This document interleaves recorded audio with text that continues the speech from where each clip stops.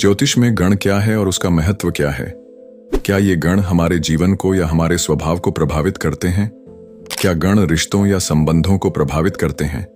क्यों कुंडली मिलान में गण मिलान को इतना महत्व दिया जाता है? आइए इन सभी के बारे में इस वीडियो में जानते हैं।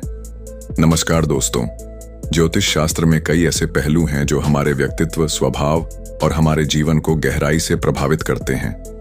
इन्हीं में से एक है गण। गण व्यक्ति के जन्म के समय चंद्र के स्थिति के आधार पर निर्धारित होता है। यह हमारे मानसिक, भावनात्मक और व्यवहारिक पहलुओं का आईना है। ऐसे कहें कि किसी भी मनुष्य का गण ही उसके जीवन शैली और स्वभाव को निर्धारित करता है। यदि हम गण के प्रभाव को समझकर जीवन जीते हैं तो हमारे जीवन के कई समस्याओं का समाधान अपने आप हो जाएगा। आज के इस वीडियो में हम जानेंगे गण के प्रकार, उनका स्वभाव और ये कैसे हमारे जीवन और रिश्तों को प्रभावित करते हैं। नमस्कार दोस्तों, वीडियो में आगे बढ़ने से पहले आपसे अनुरोध है कि वीडियो को पूरा देखें और वीडियो के बारे में अपनी राय कमेंट में जरूर बताएं। हमारा गण कौन सा है, ये कैसे पता करें?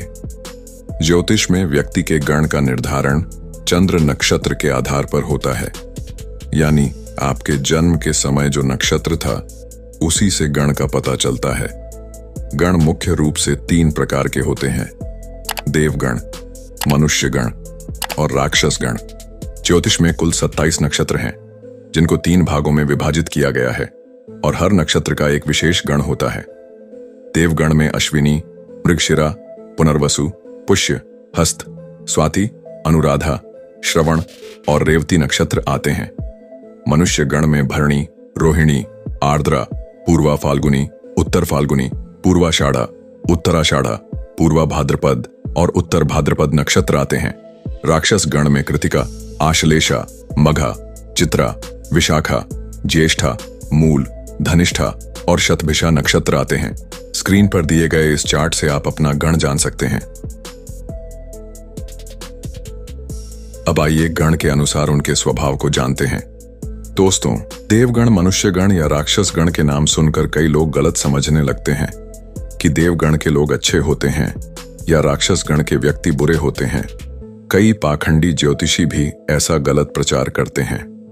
दरअसल गण किसी भी मनुष्य को अपने जन्मजात स्वभाव को समझाता है। इन संकेतों को जानकर हम अपने को बचा सकते हैं। इसीलिए आप गणों को सोचकर घबराएं नहीं। देवगण। देवगण के जातक शांति, दया और आध्यात्मिकता के प्रतीक होते हैं। उनका स्वभाव शांत और कोमल होता है। वे दूसरों की मदद करने में रुचि रखते हैं और समाज में एक प्रेरणा बन सकते हैं।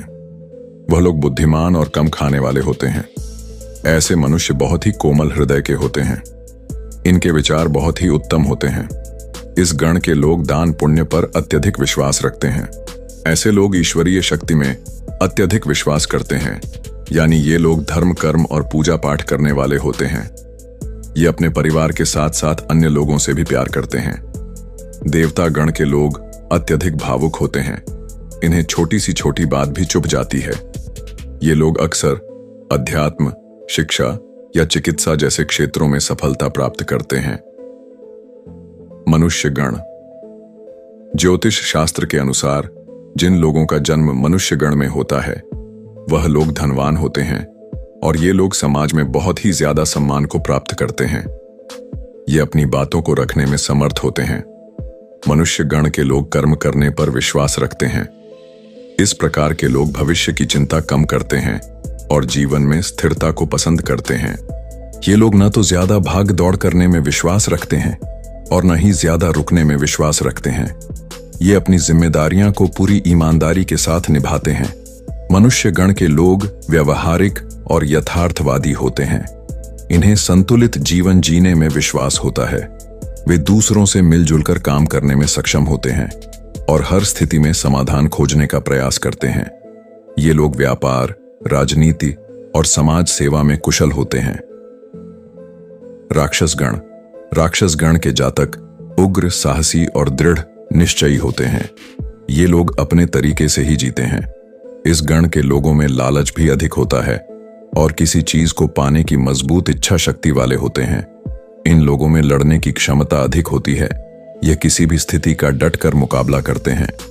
इसके अलावा राक्षस गण के लोग स्वतंत्र विचार के होते हैं। इनका स्वभाव नेतृत्व करने वाला और आत्मनिर्भर होता है। वे जोखिम उठाने और अपने लक्ष्य को प्राप्त करने के लिए हर संभव प्रयास करते हैं। हालांकि इनके भीतर कभी कभी क्रोध और जिद की प्रवृत्ति भी होती है। ये लोग सेना, पुलिस या उद्यमिता के क्षेत्र में अग्रणी भूमिका निभाते हैं। अब जानते हैं गण का प्रभाव संबंधों पर कैसे पड़ता है। ज्योतिष में गण का सबसे महत्वपूर्ण उपयोग कुंडली मिलान में होता है। यदि वर और वधू का गण समान हो तो उनका रिश्ता मधुर और सामंजस्यपूर्ण होता है। यदि वर वधू देव और मनुष्य गण हों, इनका मेल अक्सर अच्छा रहता है क्योंकि इनके स्वभाव में सहजता और सामंजस्य होता है। यदि कन्या या वर राक्षस गण हो तो राक्षस गण का मेल ज्यादातर उन्हीं के साथ अनुकूल होता है जो उनकी ऊर्जा और विचारों को समझ सकें। आसान भाषा में समझें तो गण समान होना उत्तम है या देव और मनुष्य गण का मिलान होता है। वर वधू देव और राक्षस गण के हों तो विवाह नहीं करानी चाहिए। यदि गण असमान हो तो ज्योतिषी इसे विवाह के लिए अशुभ मानते हैं क्योंकि इसका प्रभाव उनके संबंध और मानसिक संतुलन पर पड़ता है। लेकिन इसके लिए उपाय भी उपलब्ध है जो कि किसी अच्छे ज्योतिषी से जाननी चाहिए। गण केवल संबंधों को प्रभावित नहीं करता बल्कि यह व्यक्ति की सोच, करियर और निर्णय लेने की क्षमता पर भी गहरा प्रभाव डालता है। देवगण के लोग शांति प्रिय होते हैं और हर परिस्थिति में धैर्य बनाए रखते हैं। मनुष्य गण के लोग व्यावहारिक दृष्टिकोण रखते हैं और समाज में सामंजस्य स्थापित करते हैं।